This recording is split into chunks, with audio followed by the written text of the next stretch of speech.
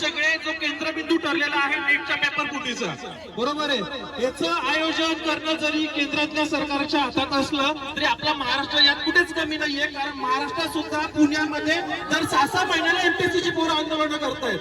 मुद्दा फक्त नीटच्या पेपर फुटीचा नाहीये. सरकार म्हणतंय की आम्ही हिंदुत्ववादी सीबीएसई बोर्ड मराठ्यांचा पराक्रमाचा इतिहास काढतोय.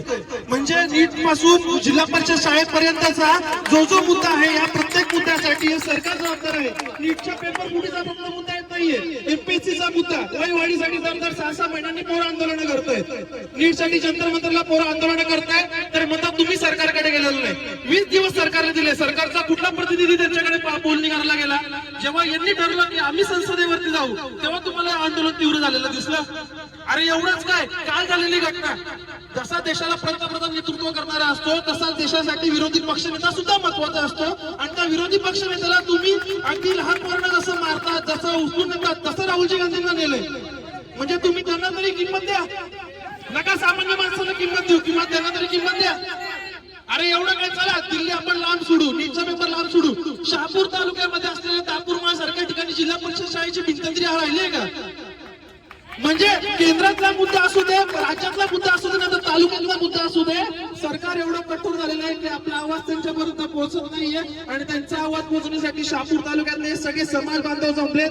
त्यांचे शतशः एक तरुण म्हणून, एमपीएससी ऍस्पिरंट म्हणून आम्ही आभार मानतो.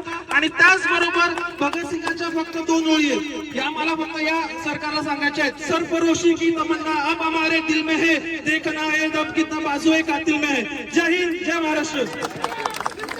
भारत माता की जय, भारत माता की जय.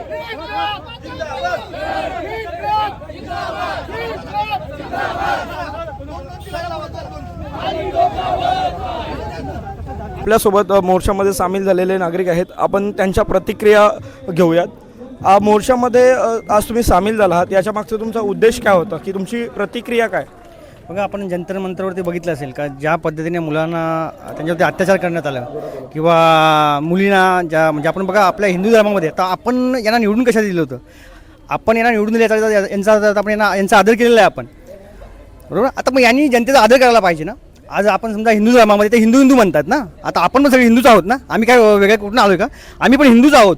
पण तुम्ही हिंदू म्हणून जर आमच्यावरती अत्याचार करणार असाल तर मग ही गोष्ट कुठे थांबायला, म्हणजे मुंह में राम आणि बगल में छुरी असं नाही चालणार ना. आपण ज्या स्त्रीला, बाबा आपल्या हिंदू धर्मामध्ये आपण स्त्रीला सर्वोच्च स्थान आहे आपल्या स्त्रीमध्ये, आपण ती पूजा करतोय.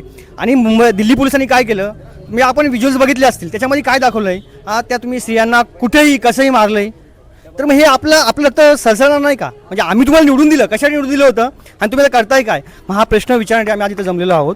तर आता आज आपण नाही जमलो तर उद्या ही आपली वाटचाल जी आहे ती हुकुमशाहीकडे नक्कीच होणार. आता दडपशाही चालू आहे, आज जर दडपशाही आपण ही थांबवली नाही तर उद्या नक्कीच आपली वाटचाल हुकुमशाहीकडे होईल. ते होऊ नये. लोकशाही फक्त कागदावर असून चालणार नाही, तर लोकशाही आपल्याला जनमानसात आली पाहिजे, ती आपल्याला रस्त्यावर पण दिसली पाहिजे ना. तुम्ही फक्त लोकशाही कागदावर, म्हणजे तुम्हाला निवडणूक घ्यायची आहे म्हणून लोकशाही आहे, पण जेव्हा ती तुम्हाला जनतेचा प्रश्न मांडायचा असतील तेव्हा तुम्ही ऐकतच नाही. तर एवढी मुजुरी कशासाठी? एक साधा इस्तिफा मागतात, म्हणजे याच्या आधी पण इस्तिफे झाले आहेत ना लोकांचे, याच्या आधी पण मंत्र्यांचे इस्तिफे झालेले आहेत, याच्या आधी पण लोकांचे इस्तिफे झालेले आहेत. मग आता असं काय अडलंय का तुम्ही एका साध्या मंत्र्याचा इस्तिफा घेऊ शकत नाहीये? त्यासाठी पूर्ण तुम्ही सत्तापणाला लावलेली आहे. तुमची ही मुजुरी आहे आणि ही मुजुरी थांबावी नाही का? आम्ही तुम्हाला निवडून दिलंय ना, आम्ही तुमचा आदर केला ना, तुम्ही पण जनतेचा आदर करायला हवा.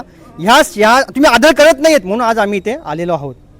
तसेच आपल्यासोबत आहेत महाराष्ट्र नवनिर्माण युवा सेनेचे शहापूर तालुका अध्यक्ष. आता आपण त्यांच्याकडे देखील जाऊयात, की या संपूर्ण मोर्चामध्ये महाराष्ट्र नवनिर्माण सेना शहापूर तालुका यांचं ध्येय काय असणार आहे?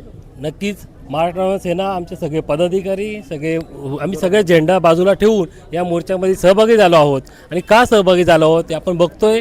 2 दिवस झाले विद्यार्थ्यांना जो अमानुषी लाठीमार चालू आहे, त्या लाठीमाराचं पडसाद पूर्ण देशभरात उमटत आहेत.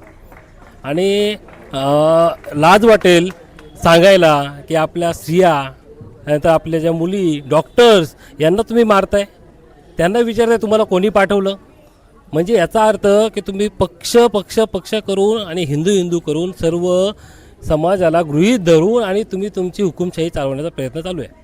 आणि हे जर थांबलं नाही तर नक्कीच हुकुमशाहीकडे वाटचाल ही होणार. आणि हे थांबवण्यासाठीच आम्ही आज शहापूर तालुक्याच्या वतीने सर्व समाज बांधव या मोर्चामध्ये सामील झालो आहोत. धन्यवाद.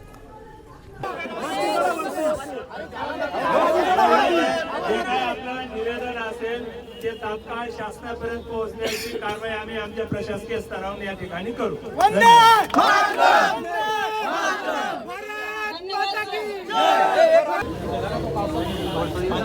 आणखी योजना आहे MPC विद्यार्थ्यांचं